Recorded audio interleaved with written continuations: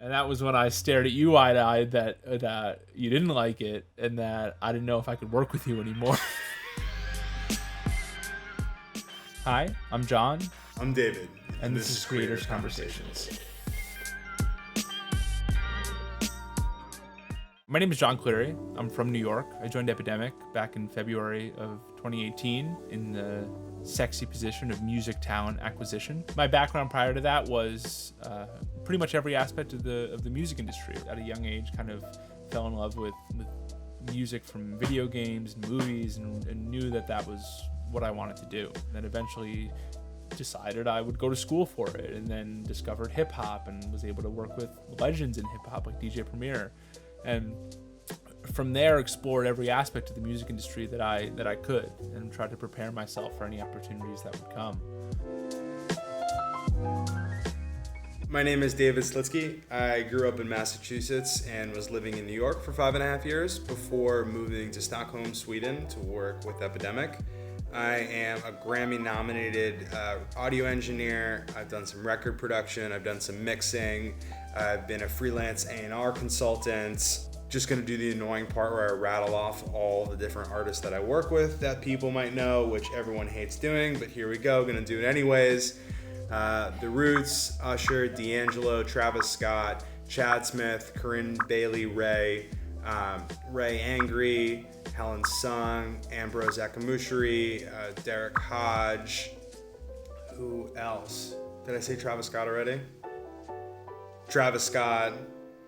I've always been impressed by who you've worked with before, John. And it's just like such a crazy list of names too, if you think about it, from someone like DJ Premier, who is literally at the foundation of hip hop, all the way up to the Joey Badasses and the Nick Cautions and like the really next level, like cutting edge of hip hop. Like you've been able to like really have that whole spectrum of back and forth. That's always been like super impressive to me. Yeah, I mean, and you know me, it's the New Yorkness that I love, right? Being able to learn from Preem, who more or less developed East Coast hip hop, even though he's from Houston, and then being able to come up with people like Nick, who you know, we're the same age, we're both from New York, we're both living in South Brooklyn at the time, and just were able to make music together in the way that I almost imagine that Primo was making music with the greats back in the 80s and 90s.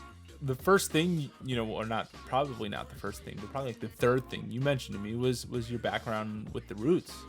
And, you know, that name carries so much weight. Yeah, like being in that crew for the time that I got to spend with them was really amazing. And like the fact that we did end up with that feeling where like I did feel like they were all my big brothers, and like they were able to like, you know, put me in situations creatively that like I shouldn't have been in, but because we got along and because I was able to kind of know what, because I was prepared for the moment, it was great. For musicians, Epidemic is an interesting place because it represents, I guess, what we like to call the next generation of the music industry. It's a company built to service music digitally and to provide music at a scale that is pretty unmatched. So when we approach musicians to work with them, we start with the fact that we're able to expose them to an audience pretty much larger than they could ever be exposed to in any other way, right? Like, you know, millions and millions of people can experience their music on YouTube, in sync, etc., and can discover them in that way. I remember calling this guy Gustav, Gus Isaacson, based out of the Pacific Northwest, and getting on a phone with him, and it was one of the first times I was able to pitch Epidemic to a person. And I don't remember much about the call, but I remember how appreciative and interested he was, right? To get a call from what he would perceive as a label was significant. And we were, you know, we quickly realized that we had the capacity to, I don't know, help these musicians develop, help change their lives, help get them paid, and it was really rewarding. I mean, when I came out of grad school and went back to freelance, like I was really trying to bide my time to like what is the right fit, like at a music company, like a label or a publisher or production company or whatever you have it. Like that was gonna really pull me away from, you know, being a studio rat and like being around like my clients all the time and being around the studios all the time. And I think like that opportunity to build a roster from scratch was the biggest thing for me. And I think it was only complemented by the fact that, you know, the way Epidemic works, like you were saying, John, is so disruptive in how we promote music and how we market music and how we're able to compensate even more fairly for music. Like those were all things that to me, like these unique, like USPs, like these unique things made the offer like so great to work with. And then it just became like this great creative opportunity for the two of us to really like take something and like build a team, build like this creative family of musicians and producers and artists. And that to me was like the big thing that made me want to come in. What I think really helped us kind of change things and push ourselves forward were artists that forced us to improve our offering over the duration of their working with us, right?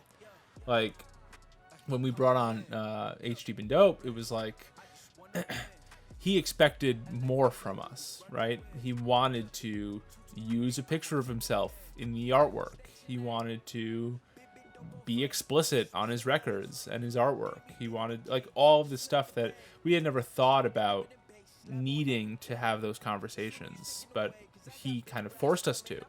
And we did, and we were able to develop a better offering because of the challenges that he set for us. And at the end of the day, he released really good music because we were able to make those concessions. And working with all the artists we do now kind of wouldn't be the same if we hadn't been through that with someone who demanded more from us. I'm active. If he never heard of Been Dope, he just napping. I mean, I think it's the same. I think of the same thing like when I think of like Sarah the Instrumentalist and how she works in EPs like in such a strong way, like probably stronger than any other artist that I've worked with before. Like her thinking around a project and how she's putting songs together and then how that relates to what she's titling them and then what she expects from the artwork. It's like a way of thinking that I hadn't been around before, and it's something that I don't think a lot of people have, again, just been able to experience, is working with someone with like a really clear vision, which in theory like makes life a lot easier. We just needed to, at the time, like make sure that we were able to communicate her vision to people who don't come from music at sometimes. Like people in other creative industries or other like business entities that and we needed to learn how to articulate like why this is a great thing. And I think like that's like a lesson like I'm really, really happy about. And I think like something that we were able to do to really, like you're saying, like push Epidemic one kind of step further. I'm making beats for Epidemic Sound, and I'm making instrumentals, and it is lovely. It is a dream come true because I get to make. It's a dream come true because I get paid to be me.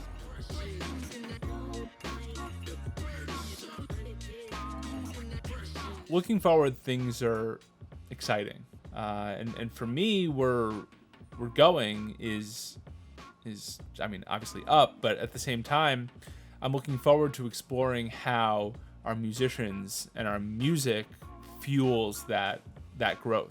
Yeah, that growth is I think what I'm most excited about. I mean, to do what we do with our artists, but with more of them.